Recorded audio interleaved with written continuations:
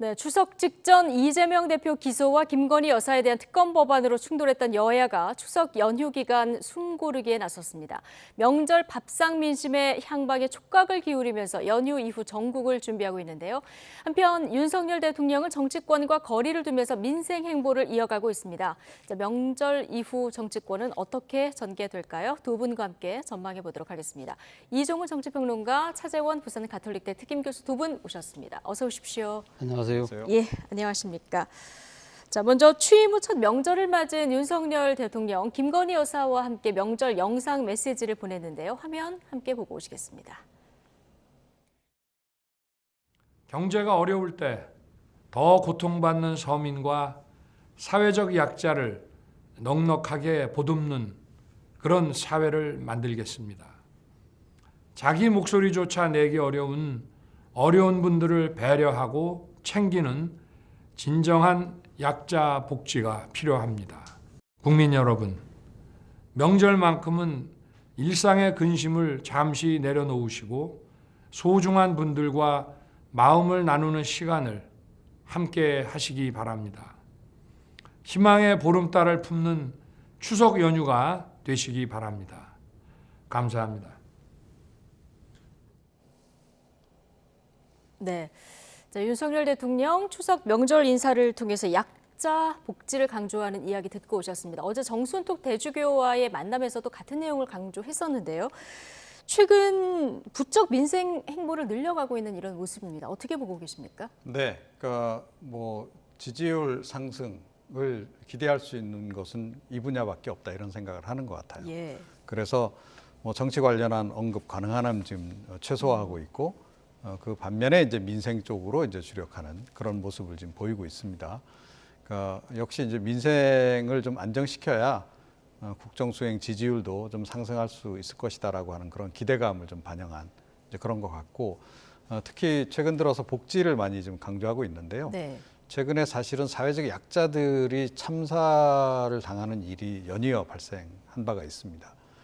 그리고 내년 경기도 굉장히 안 좋다 그러고 그런 상황에서 사실은 좀 극단적 선택을 할 그런 가계들이 늘어날 가능성도 없잖아 있는 그런 그 상황이기도 하고요. 그래서 이제 향후에 복지 이슈 부분에 좀 더 집중을 해서 좋게 이야기하면 선제적으로 대응을 하겠다. 네. 이제 그런 의미로 좀 읽히고 다른 한편에서는 상대적으로 이 보수 정당 또 이 보수 정당 출신 대통령들이 복지 부분이 좀 약하다 이런 지적도 많이 받지 않았습니까? 예. 자, 그래서 그 부분을 집중함으로 해서 좀 지지율을 추가로 좀 상승시켜 보겠다라고 하는 그런 의지도 반영이 좀 돼 있는 것으로 그렇게 보입니다. 네. 대통령 어제도 무료급식소 배식 봉사를 했고 오늘 군 장병들도 찾고요. 네. 추석 연휴에도 굉장히 빡빡한 일정들을 좀 소화를 하고 있는데 그런데 국정을 뒷받침해야 될 집권 여당 상황이 너무 혼란스러운 상황입니다. 맞습니다. 윤 대통령이 지금 당 내용에는 말씀하신 대로 선을 긋고 있는 이런 모습이긴 한데 지난달 25일에는 국민의힘 연찬회에 참석을 해서 우리는 원팀을 강조를 했었거든요. 이거하고는 좀 다른 행보예요. 일단 외형적으로는 당과의 거리를 두고 있는 것으로 보입니다만 지금 지난번 가처분 인용 이후에 지금 진행되고 있는 국민의힘 내부 상황에서 여러 가지 모습들이 대통령실하고 기류가 상당히 맞닿아 있다라는 보도가 지금 많이 나오고 있잖아요. 네. 그렇다고 한다면 대통령께서 이렇게 외형적으로는 거리를 두고 있지만 실질적으로는 당의 여러 가지 사안에 대해서 깊숙한 의견을 내고 있는 것이 아니냐는 것이 일반적인 관측이라고 한다면 저는 좀 솔직하고 당당하게 이런 부분들에 대해서도 공개적으로 말씀을 하기 힘들다고 한다면 예. 여러 가지 당내의 그런 물밑에서라도 일종의 의견 전달을 통해서 소통을 통해서 저는 대통령께서 중심을 잡고 이 당 내용을 빨리 조기에 수습할 수 있는 그러한 식으로 이 모습을 저는 보여주는 것이 좀 더 낫지 않을까 하는 생각이 듭니다. 네. 지금 사실 지금 지난번 가처분 신청 인용 때 실체적 하자 때문에 상당히 지금 힘들어진 상황이긴 합니다만 이걸 풀기 위해서 여러 가지 절차적 하자들을 보수하는 방법으로 해서 법으로 풀려고 하는 방법으로 과연 이 문제가 근본적으로 해결될 수 있을까 부분에 대해서 여전히 저는 의문점을 갖고 있습니다. 그렇다고 한다면 대통령께서 어떤 식의 역할을 통해서 이 부분을 정치의 문제는 정치로 푸는 그러한 모습도 저는 필요한 것이 아닐까 하는 생각이 듭니다. 자, 국민의힘 내용이 어떻게 진행이 됐는지 국민 여러분들이 다 지켜보셨기 때문에 지금 차재훈 교수님 말씀으로는 대통령이 이렇게 외형적으로 선을 긋기보다는 오히려 좀 진솔하고 솔직하게 뭔가 메시지를 내는 건 어떻겠느냐, 정치적으로 푸는 건 어떻겠느냐, 지금이라도 이런 의견 주셨거든요.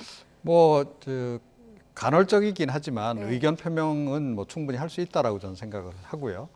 그리고 사실 요즘 같은 상황에서는 이 정무수석 이 존재감을 좀 많이 발휘를 해야 한다라고 생각합니다. 그러니까 정무수석의 기능이라고 하는 것이 이제 여당을 포함한 정치권과 대통령 사이에서의 가교 역할을 과거에도 많이 하지 않았습니까? 그래서 이번 같은 경우도 결국 이제 그렇다라고 저는 생각을 하고, 특히 당이 지금 현재 위기 상황이라고 한다면 뭐 정무수석이 더 활발하게 움직여야 될 시점인 거고, 그다음에 메시지도 대통령이 직접 내기보다는 정무수석을 통해서 간접적으로 이렇게 내놓는 그런 방식도 때로는 필요하다 이렇게 좀 생각을 합니다. 간접적으로 내놓을 때 좀 구체적으로 나와야 됩니까? 사안에 따라서 그건 다르겠죠. 예. 그런데 일종의 가이드라인을 제시하는 식으로 이야기하는 것은 굉장히 위험하다라고 좀 보고요. 다만 이제 의견 표명을 할 수 있는 거 아니겠습니까? 대통령도 어찌됐건 당원이고 또 본인의 그 어떤 국정수행 성공을 위해서라도 당의 지원이 지금 뭐 결정적으로 필요한 그런 시점 아니겠습니까? 그렇게 본다면 그와 관련해서 이렇게 언급은 충분히 할 수 있다라고 저는 네. 생각을 해요. 그래서 근데 그런 부분이 정말 제대로 돌아가고 있는지에 대해서 좀 의문을 갖는 분들이 많고 저도 좀 굉장히 의문입니다. 그래서 예. 사실은 여당 내에서 그동안 대통령실 개편 얘기 나올 때 정무라인 개편 얘기도 계속 나온 바가 있지 않습니까? 과연 지금 정무라인은 제대로 기능을 하고 있는지 좀 의문이기도 하고, 제가 보건대는 지금은 굉장히 특히 그게 더 필요한 것 같아요. 그러니까 특히 권성동 원내대표가 윤핵관을 대표해서 당무를 사실상 뭐 다 주도하다시피 했는데 이제 공식적으로 이 선으로 물러나겠다는 거 아닙니까? 자, 그런데 전반적인 기류를 보면 대통령은 오히려 이 당에 관해서 지금 사실은 간접 통치보다는 직접 통치 쪽을 선택을 한 것 같은데, 그렇다라고 본다면 더욱더 이 정무수석의 예. 역할은 굉장히 중요하다 이렇게 생각합니다. 정무수석의 역할을 좀 강조를 해주신 이야기 듣고 왔는데, 대통령 지지율이 취임 100일 즈음에서 조금 반등하는 듯 하다가 지금 다시 주춤하는 이런 모습입니다. 최근 나온 여론조사들 보면은 20%대, 30%대 요 박스권에서 갇힌 모습인데, 지지율이 여기를 탈피하지 못하는 가장 큰 이유가 어디에 있다고 보십니까, 교수님은? 결국은 우리가 방금 이야기했던 대로 지금 여당 내의 지금 그 내분, 갈등 이런 부분들이 상당히 빨리 지금 매듭짓지 못하고 계속적으로 반복적으로 지금 되풀이되고 있다. 이런 국민의힘 부분들, 내용. 예, 국민의힘 내용이죠.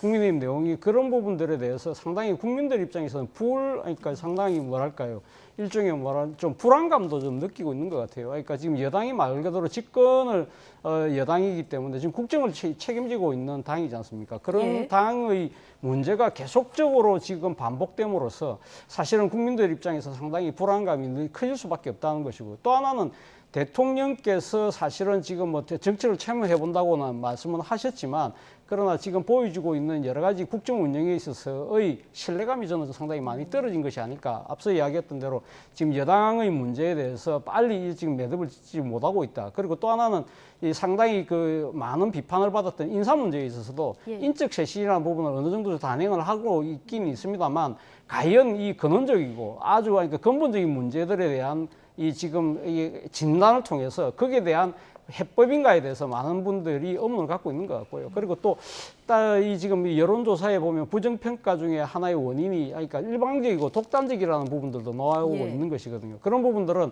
물론 뭐 지금 그러니까 전 정권에 대한 적폐의 청산이라든지, 그리고 또 민주당과 관련된 여러 가지 의혹들에 대한 수사는 별개로, 그러니까 야당을 국정의 동반자로 생각해서 협치와 소통을 통한 그러한 초당적 협력을 통해서 뭔가 국난을 극복해 나가려고 하는 통합적인 리더십, 이런 부분들에 대한 아쉬움도 저는 상당히 비판적인 아마 평가의 큰 요인이 아닐까 하는 생각이 듭니다. 예, 여러 가지 요인들 짚어주셨는데 이종훈 평론가께 여쭤보겠습니다.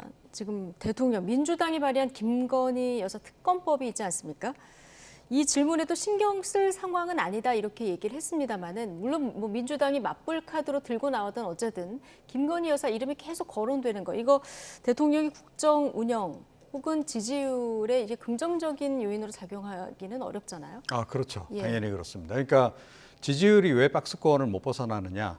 그러니까 지지율 하락을 유발했던 3대 악재를 여전히 해결을 못하고 있다는 거예요. 그 3대 악재 중에 가장 첫 번째가 인사 문제였고, 네. 두 번째가 이제 여사 이슈였습니다. 그리고 세 번째가 이제 당 내용, 이렇게 이제 보시면 되는 건데, 그런데 이 인사 관련해서도 뭐 대통령실 개편한다고는 하는데 실제로 좀 책임져야 할 사람들은 그 고위직들은 그대로 있고 하위직들만 쳐내는 그런 식으로 지금 하니까 이게 과연 근본적으로 변하고 있나? 이런 데에 대해서 국민들이 일단 의구심을 가지고 있는 거고요. 그다음에 여사 문제는 전혀 진척이 없어요. 특히나 진척이 없습니다.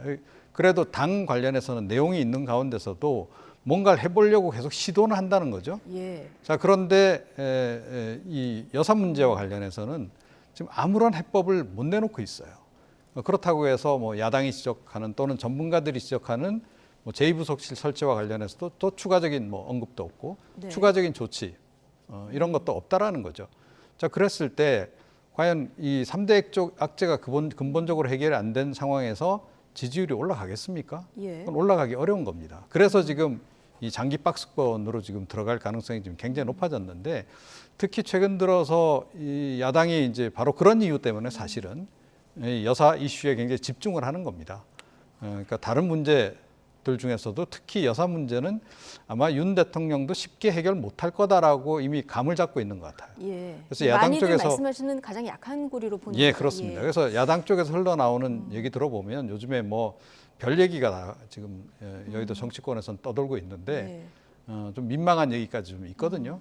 자, 그래서 사실은 지금 야당 쪽에서는 어떻게 보고 있냐면 이 여사 이슈 관련해서는 대통령도 지금 어쩌지 못하는 상황 아니냐 이렇게 보는 겁니다. 자, 그렇다라고 한다면 이거는 장기 이슈로 끌고 가서 계속 윤 대통령에게 타격을 입힐 수 있는 그런 악재로 지금 보고 있는 거예요. 그리고 실제로도 지금 그렇게 지금 작동을 하고 있습니다. 실제 내용이 어떤지는 모르겠습니다만.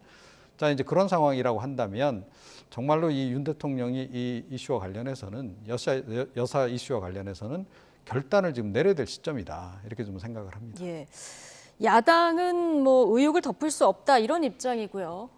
여당에서는 방탄특검이다 이런 얘기가 나오는 상황인데, 자, 차재훈 교수님은 김건희 여사 특검법 이거 어떻게 필요성 여부 어떻게 보십니까? 뭐 지금 민주당 입장에서는 상당히 그러니까 이 처음 이것을 진행할 때만 하더라도 당내 일부 소수 의원들이 소위 말하는 강경파 의원들이 김건희 여사에 대한 특검법을 발의하지 않았습니까? 예. 이때만 하더라도 그러니까 비대위 체제였었는데요. 비대위 체제의 유상호 위원장이 뭐라고 했냐면 되지도 않을 건데 왜 하느냐는 식으로 상당히 그 비판적인 발언을 했던 것이 바로 며칠 전 일이었거든요. 네. 그때는 사실 민주당 입장에서 김건희 특검법은 말 그대로 그러니까 지금 못 먹는 감이죠. 그러니까 예. 아마 못 먹는 감은 찔러나 보자는 식의 압박용이었다. 압박용으로 그러니까 생각하는 분들이 많았었는데 근데 이번에는 당 발의를 차원에서 발의를 했는데 당 네. 소속 의원 169명이 전부 다 그러니까 발의 안에 이름을 올렸어요. 그 자체가 그만큼 며칠 사이에 상당히 기류가 변했다는 건데 예. 그 기류가 변한 것은 민주당이 강하게 그러니까 변할 수밖에 없는 이유가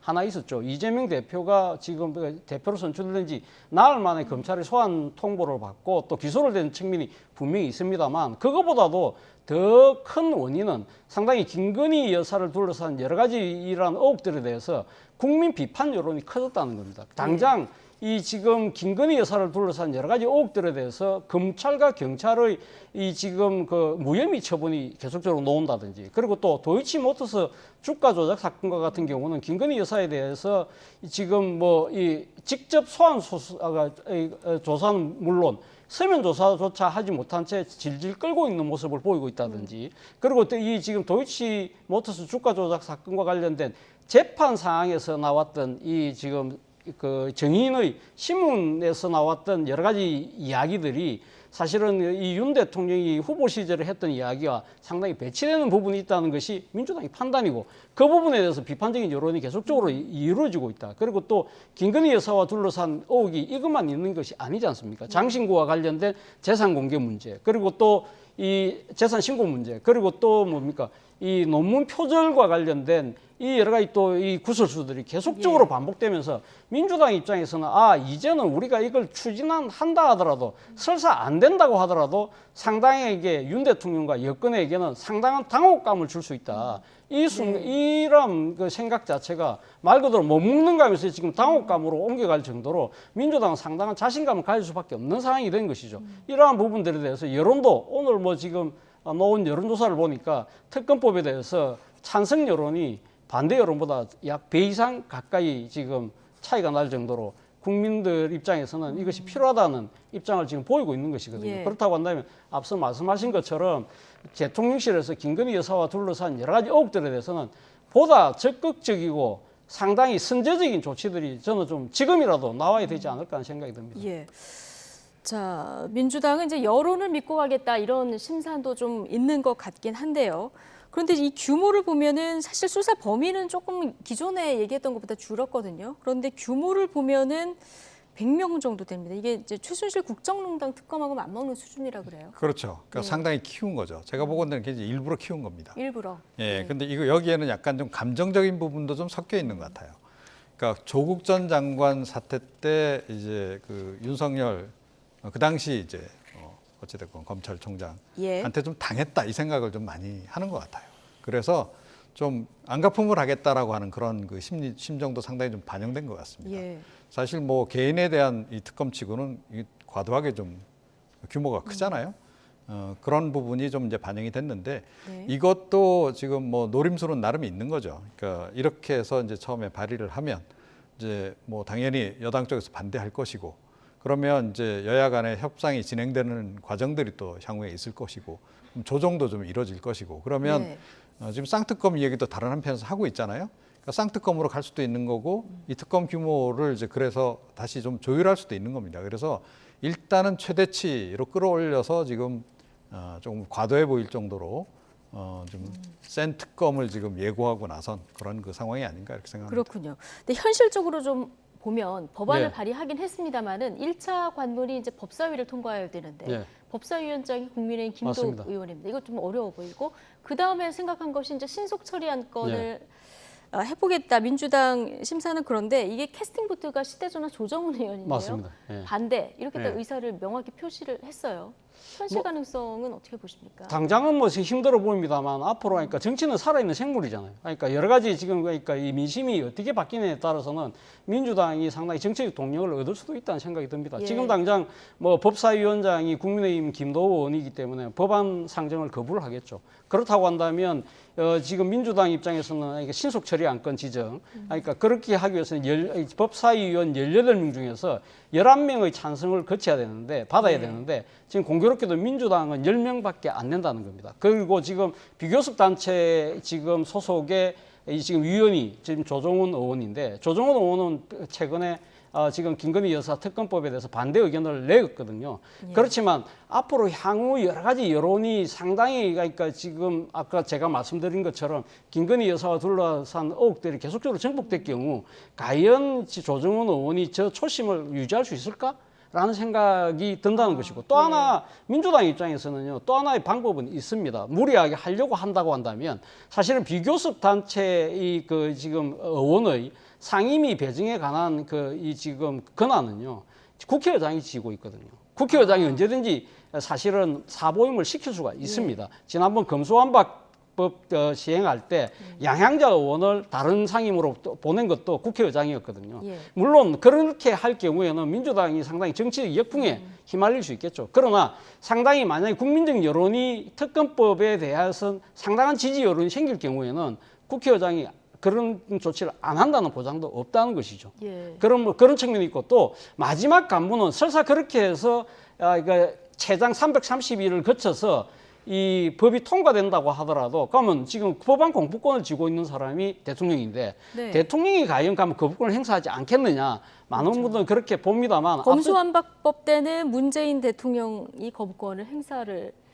안 했죠. 근데 그런데 이번에는 이제 이번에는- 윤석열 대통령께서 예. 거부권을 행사할 수 있는데 문제는 이 법안이 자신과 관련된 법이라는 것이죠. 그러니까요. 이것이 만약에 민심에 대해서 민심이 상당히 찬성 여론이 높을 경우에 과연 대통령이 이걸 거부할 수 있을까? 이런 끝까지 모든 지켜봐야 생각들을 민주당은 다 머릿속에 생각을 하고 예. 밀어붙이고 있는 것이 아닐까라는 그렇군요. 생각이 든다는 겁니다. 예. 근데 민주당이 이렇게 김건희 특검법까지 가지고 나온 그 배경의 가장 큰 이유 중에 하나가 이제 이재명 대표 부부의 사법 리스크가 자리하고 있는 거 아니겠습니까? 그렇죠. 예. 그러니까 일종의 이제 맞불 전략 이렇게 이제 볼 수 있는 거고요. 크게 보자면 이제 향후의 전국 구도를 결국은 윤석열 대 이재명, 이재명 대 윤석열 구도. 그러니까 지난 대선 때 그 구도로 그대로 끌고 가겠다는 겁니다. 그래서 지난 대선 때는 그야말로 안타깝게 패배를 했으나 그 이후에 지금 여론조사 지표를 보게 되면 상황이 많이 바뀌었다는 거예요. 그러니까 윤석열 대통령 지지율이 많이 떨어졌고 중도층이 많이 이탈했다. 심지어 핵심 지지층 중에도 일부가 이탈했다. 이 상황이 굉장히 중요한 겁니다.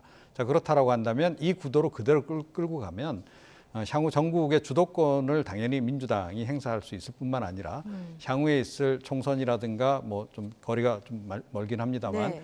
향후 있을 대선에서도 승기를 잡아나갈 수 있을 것이다라는 판단을 지금 내리고 있는 거죠.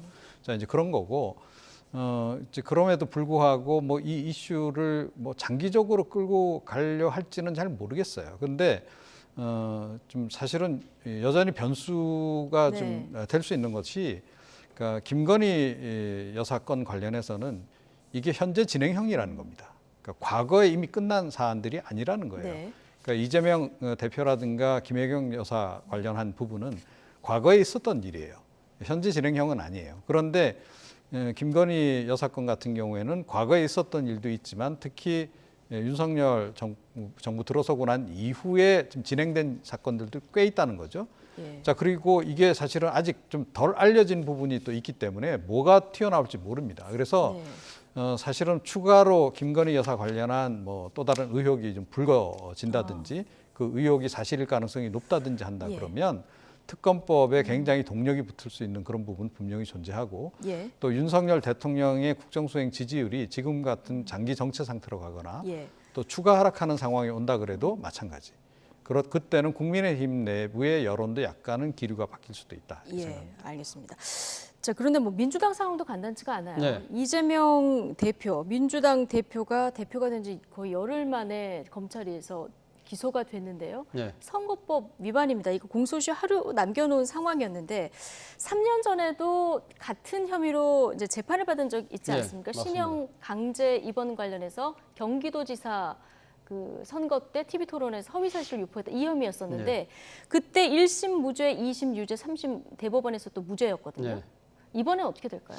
모르겠습니다. 제가 뭐 법률 문외한이기 때문에 네. 제가 이렇게 감히 그러니까 이 지금 예측을 하기는 쉽지 않습니다만 그러니까 이 검찰의 입장에서는 사실 허위사실 공표죄에 대해서 상당히 아마 이 느끼는 사항 자체를 엄하게 느끼고 있는 것 같아요. 그렇기 때문에 지난번 이재명 대표가 경기도지사 시절에 허위사실 공표는 그때 대법원이 무죄를 그러니까 선고했던 취지는 그거거든요. 그러니까 TV 토론회에서 적극적인 문답이 오가는 상황에서 이렇게 자신의 의견을 피력한 부분들에서는 상당히 좀 융통성을 조금 넓게 봐줄 필요가 있다. 그렇기 네. 때문에 무죄를 선고를 했습니다만 검찰의 입장에서는 이번에 지금 이 기소한 그 내용 중에 하나는 지금 지난번 국정감사 때 경기도지사로서 출석해서 문답을 주고받은 내용 중에서 그 부분이 들어있거든요. 네. 백현동 개발과 관련해서 국토부가 협박을 했다는 부분인데 네.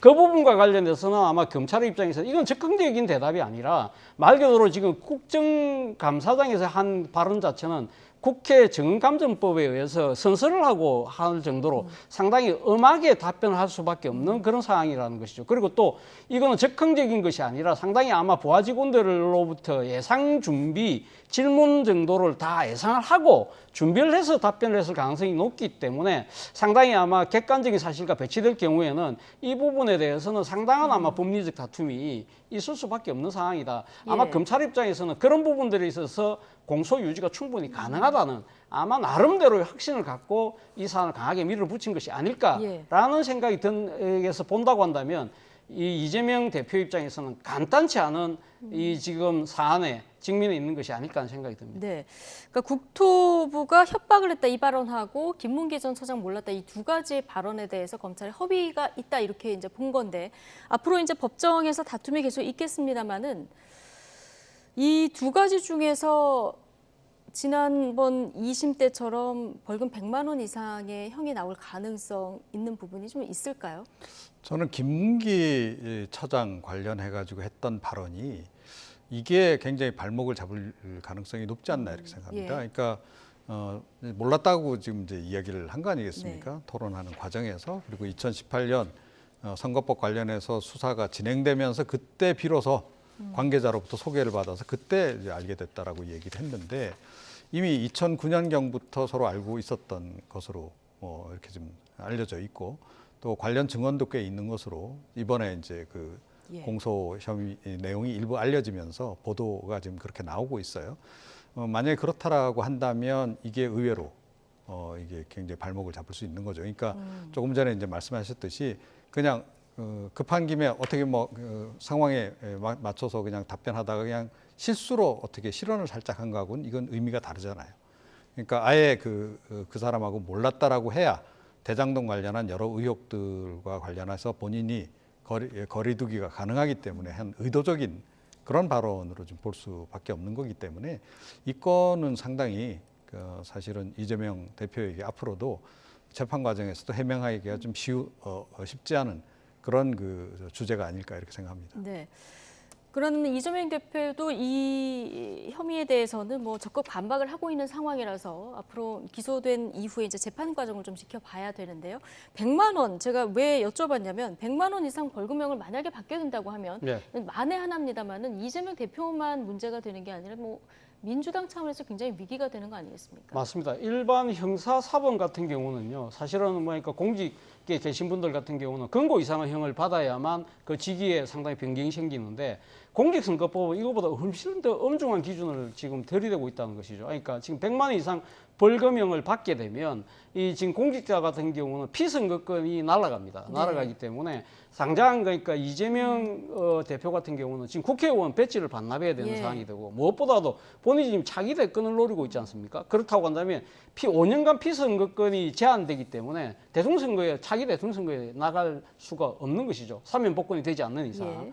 그리고 또 지금 당 차원 입장에서 봤을 때도 지금 대통령 선거 기간 중에 나왔었던 후보가 지금 사실 100만 이상 받을 경우에는 지금 함의는 옵니다만 그러니까 지금 보전받은 선거 비용을 네. 다 다시 속된 표현으로 다 토해내야 되는 상황이거든요. 그렇다고 한다면 지난 대선 때 이 민주당이 보전받은 그 금액이 424억이라고 그럽니다. 그럼 이 돈을 지금 다 그러니까 국고로 지금 환수될 수밖에 없는 상황인데 민주당이 당장 그 돈이 없다고 하실 경우에는 추가적으로 지금 민주당에게 지급할 예정되어 있는 지금 국고 보조금 있지 않습니까? 네. 그걸 갖다 지급을 하지 않는 방식으로 가기 때문에 민주당 입장에서는 상당한 타격을 입을 수밖에 없는 것이죠. 그러니까 그래서 지금 민주당- 재정적으로도 그리고 또 당 대표가 지금 상당히 거리될 수밖에 네. 없는 상황, 그리고 유력한 대권 주자가 네. 사라질 수 있는 상황이기 때문에 민주당 입장에서는 정말 엄중한 상황에 지금 놓여 네. 있다고 말할 수밖에 없습니다. 예. 그럼 민주당이 이렇기 때문에 더 적극적으로 지금 대응을 하고 있는 상황인데 그런데 이번 고비를 넘긴다고 해도요. 그 이외에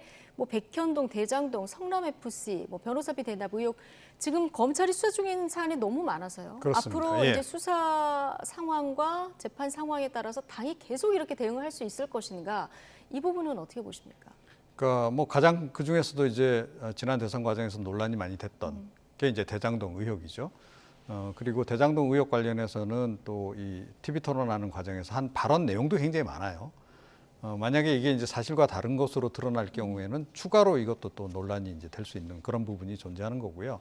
일단 검찰 입장에서는 뭐 공소시효가 지금 얼마 안 남은 선거법 네. 관련한 사안이 이제 급했기 때문에 이거부터 일단은 이제 기소를 한 것이고 추가적으로도 사실은 조금 전에 말씀하신 그 일련의 그 여러 의혹들과 관련해서 예. 기소 가능성이 지금 굉장히 높아진 상황이 아닌가 이렇게 생각을 합니다. 그래서 그와 관련해서 그래서 이제 당원 80조도 개정하고 해서 이 당 대표직을 기소되더라도 유지할 수 있도록 그렇게 길을 터놓긴 했는데 네. 만약에 연쇄적으로 계속 기소가 이루어지고 그리고 이제 뭐 새로운 사실들이 좀 알려지고 하면서 만약에 여러 가지 혐의들이 사실일 가능성이 점점 높아진다고 했을 때 민주당이 과연 이재명 대표를 끝까지 끌어안고 갈 수 있겠는가? 예. 그 부분도 여전히 좀 의문으로 지금 남아 있는 그런 그 상황입니다. 예, 뭐 민주당은 지금 당대표 사법 리스크가 진행 중이고요. 국민의힘은 가처분 이 결과를 또 지켜봐야 되는 상황이라 여야 모두 할 것 없이 좀 굉장히 혼란스러운 상황이라 추석 연휴 이후에 또 어떻게 돌아갈지 좀 지켜봐야 될 것 같습니다. 오늘 두 분 말씀 여기까지 듣겠습니다. 이종훈 정치평론가, 차재원 부산 가톨릭대 특임교수 두 분과 함께했습니다. 고맙습니다.